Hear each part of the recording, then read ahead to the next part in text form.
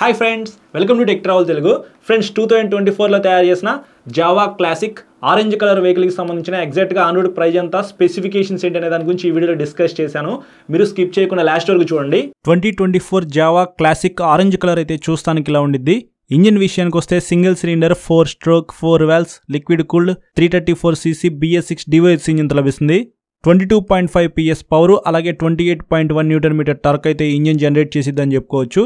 Performance ఎలా ఉంది ఏంటి అనేది నేను రైడ్ చేసేటప్పుడు మాట్లాడతాను. డ్రైవ్ టైప్ వచ్చేప్పటికి చైన్ డ్రైవ్తోనే లభిస్తూ ఉంది. చైన్ అయితే పూర్తిగా ఓపెన్ చేసి ఉంది కాబట్టి ఎవ్రీ 500 km క్లీన్ చేసుకోండి. ట్రాన్స్మిషన్ విషయానికి వస్తే 6 స్పీడ్ మాన్యువల్ ట్రాన్స్మిషన్ ఇచ్చారు. అంటే ఇందులో 6 గేర్లు అయితే ఉంటాయి. బ్రేక్స్ వచ్చేటప్పటికి ఫ్రంట్ సైడ్ 280mm డిస్క్ ఇచ్చారు, ABS కూడా ఉంది. బ్యాక్ సైడ్ 240mm పెద్ద డిస్క్ ఇచ్చారు, బ్యాక్ సైడ్ కూడా ABS ఉంది. బ్రేక్స్ చాలా బాగా పెర్ఫామ్ చేస్తున్నాయని చెప్పుకోవచ్చు. సస్పెన్షన్ విషయానికి వస్తే ఫ్రంట్ సైడ్ 35mm టెలిస్కోపిక్ సస్పెన్షన్తో లభిస్తుంది. ఫ్రంట్ సస్పెన్షన్ అయితే చూస్తానికి ఇలా ఉండిద్ది. Back side 5 steps adjustable gas charged twin shocks అయితే ఇచ్చారు. బ్యాక్ సైడ్ 2 షాక్స్ అయితే ఉంటే వాటిని మీరు కావాలంటే అడ్జస్ట్ చేసుకోవచ్చు.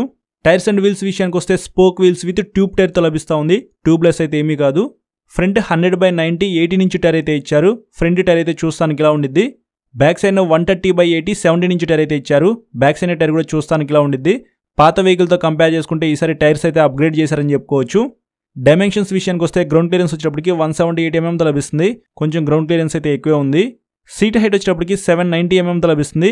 మినిమం 5.5 కన్నా హైట్ ఎక్కువ ఉన్న వాళ్ళు ఈ వెహికల్ని ప్రాపర్గా రైడ్ చేయగలరు. ఫ్యూయల్ కెపాసిటీ విషయానికి వస్తే 13.2 లీటర్స్ అనేది ఇందులో పట్టిద్ది. మెటల్ ఫ్యూయల్ ట్యాంకే ఇచ్చారు. టోటల్ వెయిట్ వచ్చేటప్పటికి 184 kgs ఉంది. కొంచెం వెయిట్ అయితే అనిపించింది వెహికల్ రైడ్ చేసేటప్పుడు. లైట్స్ విషయానికి వస్తే హెడ్ లైట్ వచ్చేటప్పటికి హాలోజన్ హెడ్ లైటే ఇచ్చారు. బ్యాక్ సైడ్ టైల్ లైట్ కూడా బల్బ్తోనే లభిస్తూ ఉంది. సిగ్నల్ లైట్స్ కూడా బల్బే ఇచ్చారు. ఇవి ఎల్ఈడీతో ఇస్తే చాలా బాగుండేది. ఫీచర్స్ విషయానికి వస్తే ఎనలాగ్ అండ్ స్మాల్ డిజిటల్ కన్సోల్తో లభిస్తుంది. ఓడోమీటర్ అయితే డిజిటల్ ఇచ్చారు. ఎనలాగ్ ఫ్యూయల్ గేజ్ ఉంది. ఎనలాగ్ స్పీడోమీటర్ కూడా ఇక్కడ మీరు చూడొచ్చు. అందులోనే లో బ్యాటరీ ఇండికేటర్ ఉంది, లో ఫ్యూయల్ వార్నింగ్ ఇండికేటర్ ఉంది, ఇంజిన్ టెంపరేచర్ ఇండికేటర్ ఉంది, ABS ఇండికేటర్ ఉంది, మాల్ ఫంక్షన్ లైట్ ఇండికేటర్ ఉంది.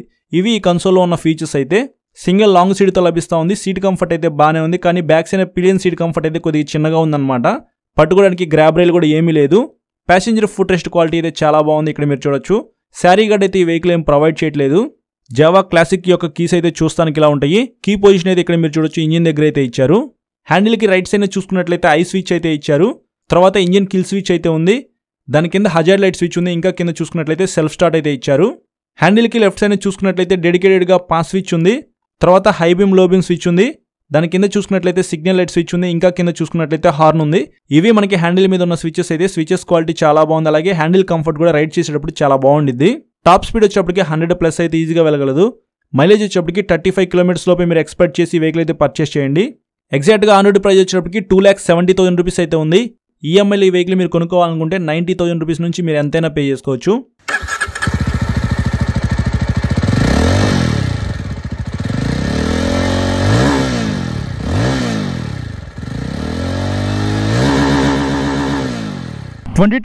Java classic orange colour vehicle మీద అయితే ఇప్పుడు నేను కూర్చొని ఉన్నాను.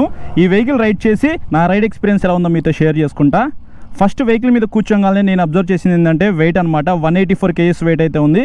నాకైతే కొద్దిగా వెయిట్ అయితే అనిపిస్తూ ఉంది. అలాగే నాకు కాళ్ళు పర్ఫెక్ట్గా కింద అందినవి. 790mm సీట్ హైట్ అయితే ఉందన్నమాట. మినిమం 5.5 కన్నా హైట్ ఎక్కువ ఉన్న వాళ్ళు ఈ వెహికల్ని ప్రాపర్గా రైడ్ చేయగలరు. కొద్దిగా వెయిట్ ఉంది కాబట్టి.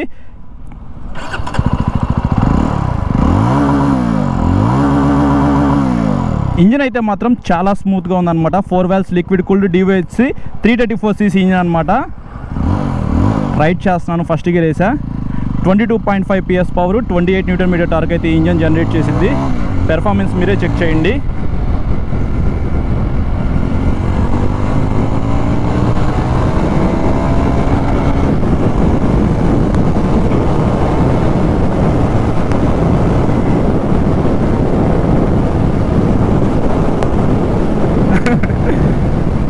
ప్రతి గేర్లో కూడా పుల్ అయితే చాలా బాగుందన్నమాట ఇంజిన్ది.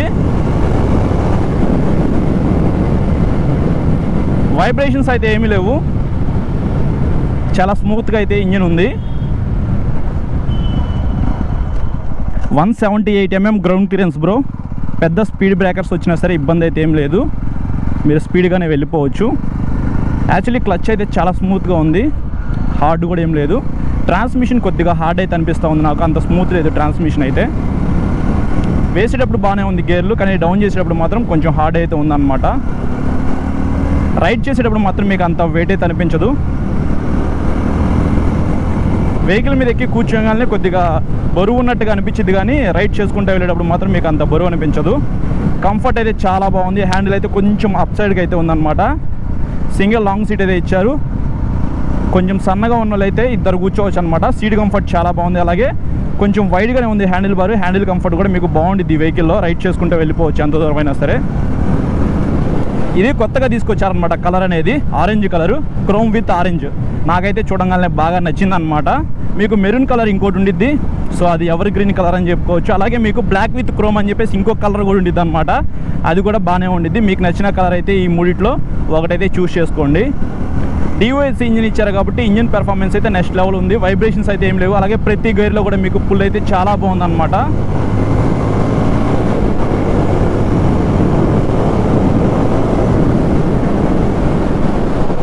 ఇక్కడ మీరు చూడొచ్చు, నేను హార్డ్ బ్రేకింగ్ అయితే ఏం చేయట్లేదు, కానీ బ్రేక్స్ అయితే బాగానే పడుతున్నాయి. ఫ్రంట్స్ అయినా మీకు 280mm డిస్క్ బ్రేక్, బ్యాక్స్ అయినా 240mm disc brake, dual channel ABS అనమాట. ఇంతకుముందు వేరియంట్లో మీకు బ్యాక్స్ అయినా డిస్క్ బ్రేక్ అయితే వచ్చేది కాదు ఫస్ట్లో. ఇప్పుడు మనకి బ్యాక్స్ అయినా కూడా డిస్క్ అయితే తీసుకొచ్చారు. బ్రేక్స్ అయితే మాత్రం బాగానే పడుతున్నాయి. ప్రతి వెహికల్ కూడా డ్యూయల్ ఛానల్ ఏబిఎస్కి అప్గ్రేడ్ చేస్తున్నారు అనమాట. సేఫ్టీ ఇంపార్టెంట్ కదా. సో బ్రేక్స్ బాగున్నాయి. సస్పెన్షన్ కూడా చాలా బాగుంది బ్రో. యాక్చువల్లీ ఇది క్లాసిక్ వెహికల్ కాబట్టి బ్యాక్స్ అయినా మీకు 2 షాక్స్ అయితే ఉన్నాయి. కావాలంటే వాటిని మీరు అడ్జస్ట్ చేసుకోవచ్చు. ఫ్రంట్స్ అయినా మీకు 35mm టెలిస్కోపిక్ సస్పెన్షన్ అనమాట.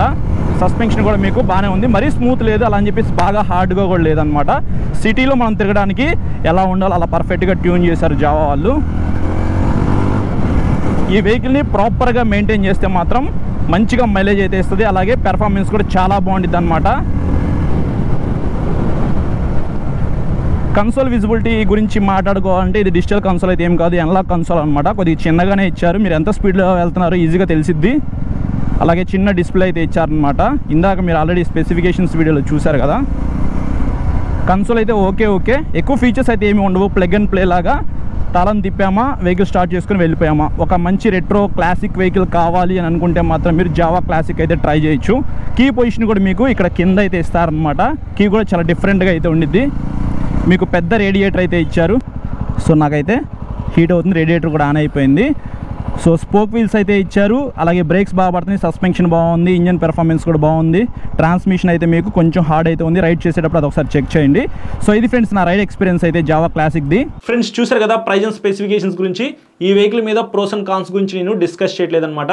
ఎందుకంటే జావా అనేది ఒక వింటేజ్ కంపెనీ అని చెప్పుకోవచ్చు. వింటేజ్ వెహికల్స్ అయితే తయారు చేస్తూ ఉండిద్ది. రాయల్ ఎన్ఫీల్డ్ చాలా మందికి ఇష్టం కదా, అట్లాగే జావా వెహికల్స్ ఇష్టమైన వాళ్ళు కూడా చాలా మంది ఉన్నారనమాట. అందులో నేను కూడా ఒకరిని. సో వింటేజ్ వెహికల్స్ కలెక్ట్ చేయాలి అని అనుకుంటే మాత్రం మీరు ఈ వెహికల్ అయితే పర్చేస్ చేయొచ్చు. చూడగానే మీకు నచ్చిద్ది అనమాట. సో ఇది ఓవరాల్గా స్పెసిఫికేషన్స్, ఎగ్జాక్ట్గా ఆన్-రోడ్ ప్రైస్ గురించి అయితే మాత్రం. ఈ వీడియో నచ్చితే మాత్రం లైక్ చేసి మీ ఫ్రెండ్స్ అందరికీ షేర్ చేయండి. మీకు ఏమైనా డౌట్స్ ఉన్నాయనుకోండి ఇన్స్టాగ్రామ్లో ఫాలో అవ్వండి. ఫాలో అయిన తర్వాత మెసేజ్ చేయండి. నేను మెసేజ్ చూస్తే మీకు ఖచ్చితంగా రిప్లై అయితే ఇస్తాను. చాలామంది సబ్స్క్రైబ్ చేయకుండా చూస్తున్నారు బ్రో. సబ్స్క్రైబ్ చేసుకుని పక్కన బెల్ ఐకాన్ క్లిక్ చేశారనుకోండి, నేను వీడియో పెట్టిన వెంటనే మీకు నోటిఫికేషన్ అయితే వస్తుంది. Thank you.